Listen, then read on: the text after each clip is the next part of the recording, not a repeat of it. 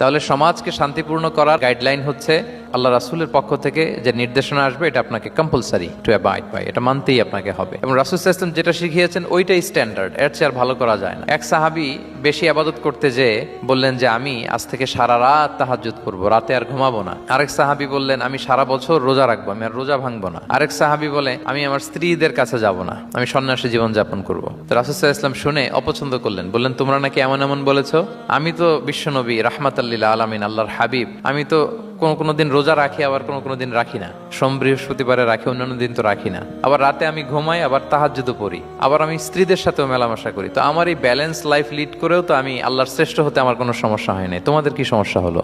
সুবহানাল্লাহ। দেখেন, ইসলাম খুব ব্যালেন্সড অ্যাপ্রোচে বিশ্বাস করে, ভারসাম্যপূর্ণ জীবন বিধান। তার মানে রাসূল সাল্লাল্লাহু আলাইহি ওয়াসাল্লাম যেটা শিখিয়েছেন ওইটাই স্ট্যান্ডার্ড। আপনি কি রাসূল সাল্লাল্লাহু আলাইহি ওয়াসাল্লামের চেয়ে বেশি মুত্তাকি হতে পারবেন? বুঝে থাকলে আওয়াজ করে বলুন, আল্লাহ রাসূলের চেয়ে বেশি বুজুর্গ হওয়া সম্ভব? মুত্তাকি হওয়া সম্ভব? আল্লাহওয়ালা হওয়া সম্ভব?